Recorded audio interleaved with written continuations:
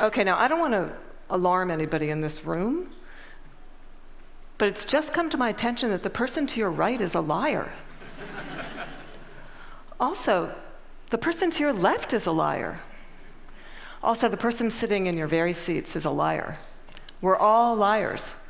What I'm going to do today is I'm going to show you what the research says about why we're all liars, how you can become a lie spotter, and why you might want to go the extra mile and go from lie spotting to truth-seeking, and ultimately to trust-building. Now, speaking of trust, ever since I wrote this book, Lie Spotting, no one wants to meet me in person anymore. No. They say, it's okay, we'll email you. I can't even get a coffee date at Starbucks. My husband's like, honey, deception. Maybe you could have focused on cooking. How about French cooking? So before we get started, what I'm going to do is I'm going to clarify my goal for you, which is not to teach a game of gotcha. Lie spotters aren't those nitpicky kids, those kids in the back of the room that are shouting, gotcha, gotcha, your eyebrow twitched, you flared your nostril, I watched that TV show, lie to me, I know you're lying. No. Lie spotters are armed with scientific knowledge of how to spot deception. They use it to get to the truth. And they do what mature leaders do every day. They have difficult conversations with difficult people, sometimes during very difficult times. And they start up that path by accepting a core proposition. And that proposition is the following: lying is a cooperative act. Think about it. A lie has no power whatsoever by its mere utterance. Its power emerges when someone else agrees to believe the lie. So I know it may sound like tough love, but look, if at some point you got lied to, it's because you agreed to get lied to. Truth number one about lying. Lying's a cooperative act. Now, not all lies are harmful.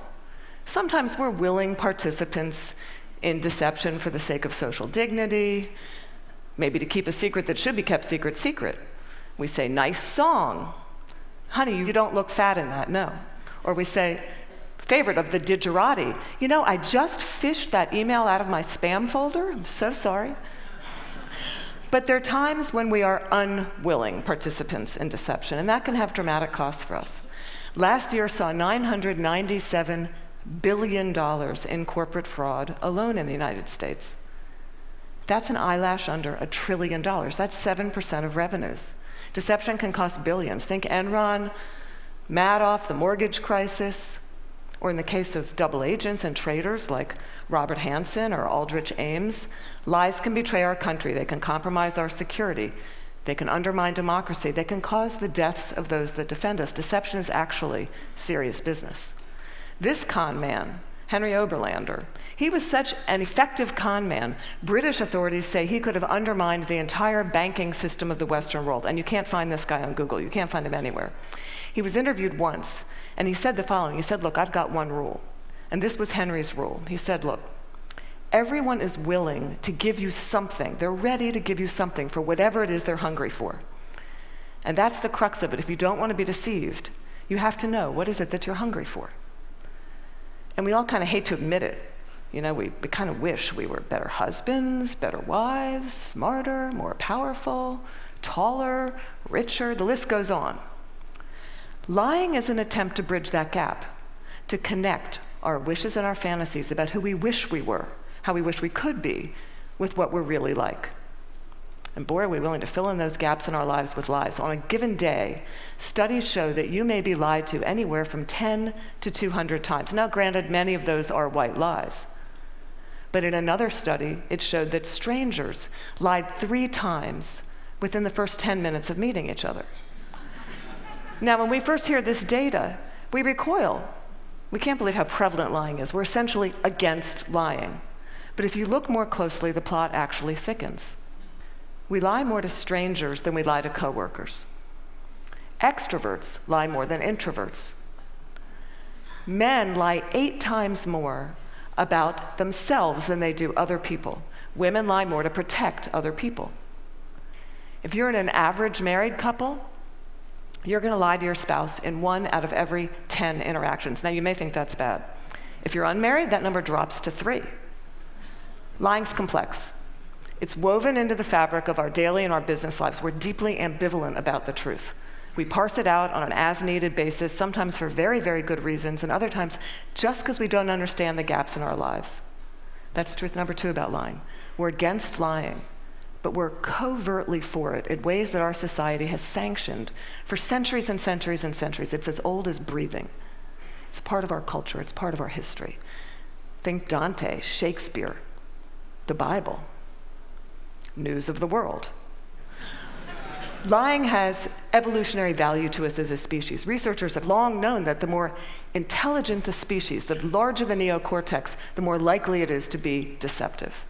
Now, you might remember Coco. Does anybody here remember Coco the gorilla, who was taught sign language? Coco was taught to communicate via sign language. Here's Coco with her kitten. It's her cute little fluffy pet kitten.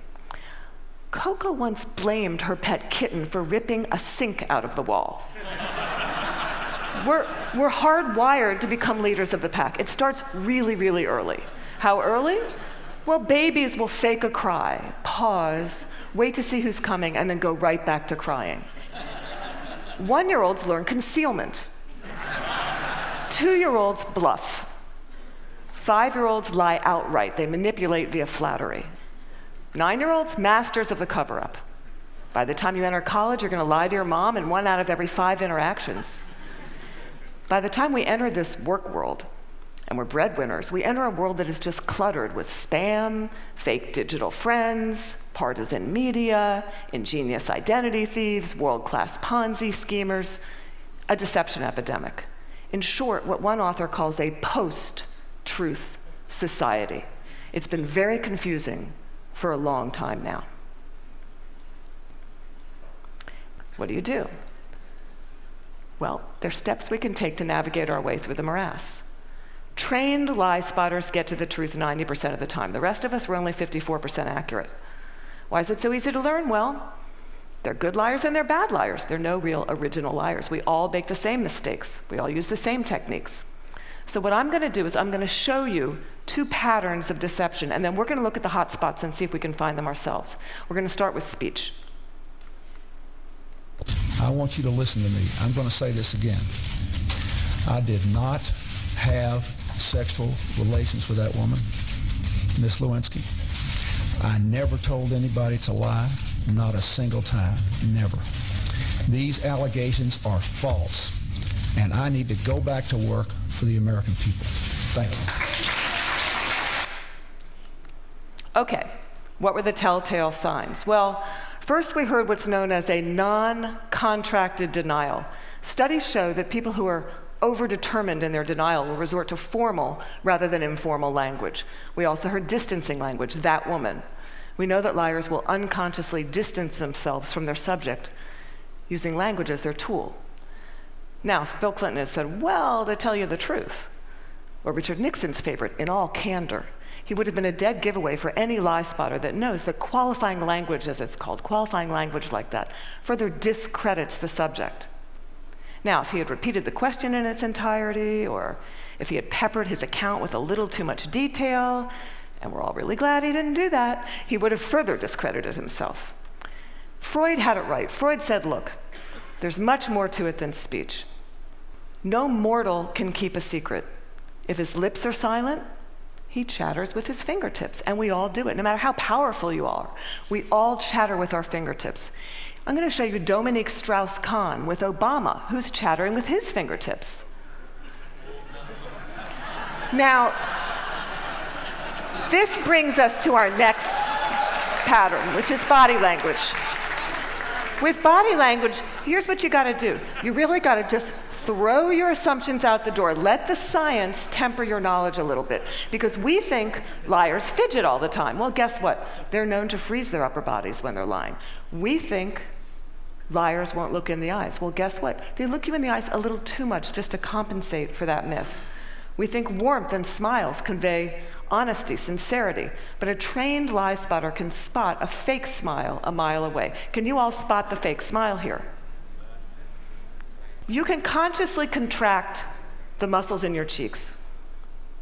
But the real smile's in the eyes. The crow's feet of the eyes, they cannot be consciously contracted, especially if you overdid the Botox. Don't overdo the Botox. Nobody will think you're honest. And now we're going to look at the hot spots. Can you tell what's happening in a conversation? Can you start to find the hot spots to see the discrepancies between someone's words and someone's actions? Now, I know it seems really obvious, but when you're having a conversation with someone that you suspect of deception, attitude is by far the most overlooked but telling of indicators. An honest person is going to be cooperative. They're going to show they're on your side. They're going to be enthusiastic. They're going to be willing and helpful in getting you to the truth. They're going to be willing to brainstorm, name suspects, provide details. They're going to say, hey, maybe it was those guys in payroll that forged those checks. They're going to be infuriated if they sense they're wrongly accused throughout the entire course of the interview, not just in flashes. They'll be infuriated throughout the entire course of the interview. And if you ask someone honest, what should happen to whoever did forge those checks? An honest person is much more likely to recommend strict rather than lenient punishment. Now, let's say you're having that exact same conversation with someone deceptive. That person may be withdrawn, look down, lower their voice, pause, be kind of herky-jerky. Ask a deceptive person to tell their story. They're going to pepper it with way too much detail in all kinds of irrelevant places.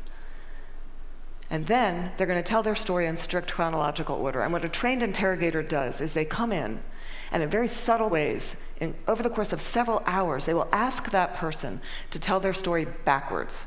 And then they'll watch them squirm and track which questions produce the highest volume of deceptive tells. Why do they do that? Well, we all do the same thing. We rehearse our words, but we rarely rehearse our gestures. We say yes, we shake our heads no. We tell very convincing stories, we slightly shrug our shoulders. We commit terrible crimes, and we smile at the delight in getting away with it. Now, that smile is known in the trade as duping delight, and we're going to see that in several videos moving forward, but we're going to start. For those of you that don't know him, this is presidential candidate John Edwards, who shocked America by fathering a child out of wedlock.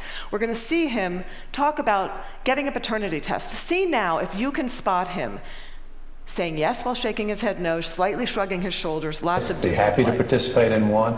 I know that it's not possible that this child could be mine because of the timing of events, so I know it's not possible. Happy to take a paternity test and would love to see it happen. Are you going to do that soon? Is there somebody that you can't? I'm only one side. I'm only one side of the test, but I'm happy to participate in one. Okay, those head shakes are much easier to spot once you know to look for them. Now, there are going to be times when someone makes one expression while masking another that just kind of leaks through in a flash. Murderers are known to leak sadness. Your new joint venture partner might shake your hand, celebrate, go out to dinner with you, and then leak an expression of anger.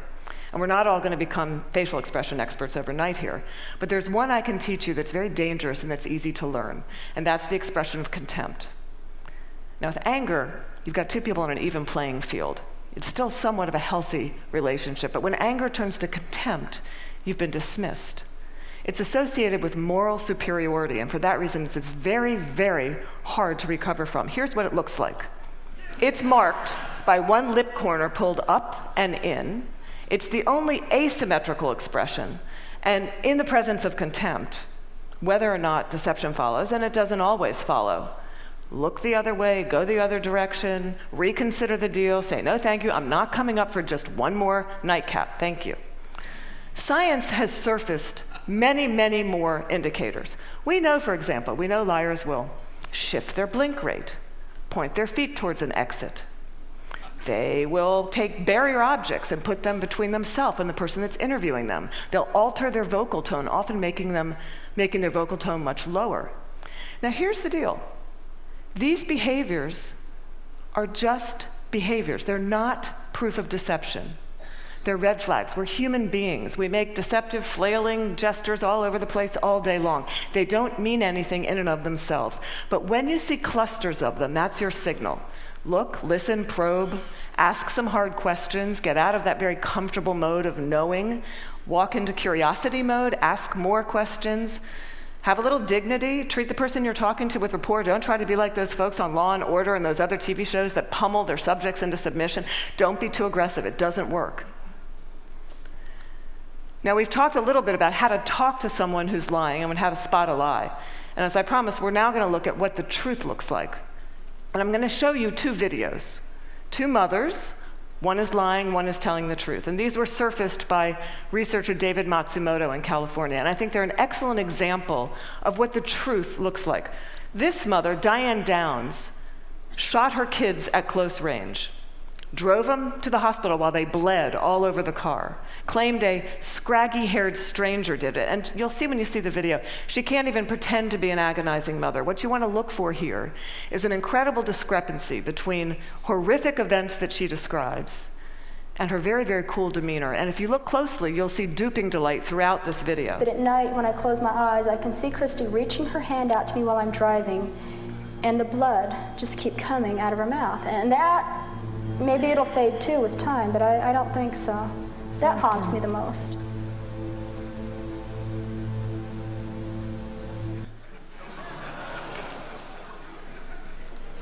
Now I'm going to show you a video of an actual grieving mother, Erin Runyon, confronting her daughter's murderer and torturer in court.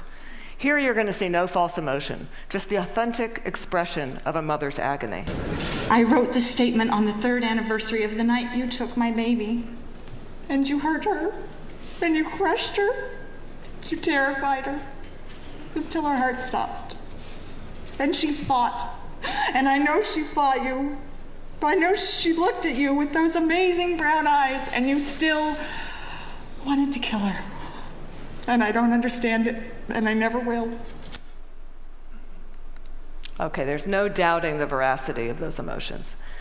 Now, the technology around what the truth looks like is progressing on, the science of it. We know, for example, that we now have specialized eye trackers, infrared brain scans, MRIs that can decode the signals that our bodies send out when we're trying to be deceptive. And these technologies are going to be marketed to all of us as panaceas for deceit. And they will prove incredibly useful someday. But you've got to ask yourself, in the meantime, who do you want on your side of the meeting? Someone who's trained in getting to the truth, or some guy who's going to drag a 400-pound electroencephalogram through the door? Lie spotters rely on human tools. They know, as someone once said, character's who you are in the dark. And what's kind of interesting is that today we have so little darkness. Our world is lit up 24 hours a day. It's transparent, with blogs and social networks broadcasting the buzz of a whole new generation of people that have made a choice to live their lives in public. It's a much more noisy world. So one challenge we have is to remember, oversharing, that's not honesty. Our manic tweeting and texting can blind us to the fact that the subtleties of human decency, character, integrity, that's still what matters. That's always what's going to matter. So in this much noisier world, it might make sense for us to be just a little bit more explicit about our moral code. When you combine the science of recognizing deception with the art of looking, listening, you exempt yourself from collaborating in a lie. You start up that path of being just a little bit more explicit because you signal to everyone around you. You say, hey, my world, our world, it's going to be an honest one. My world is going to be one where truth is strengthened and falsehood is recognized and marginalized. And when you do that, the ground around you starts to shift just a little bit. And that's the truth. Thank you.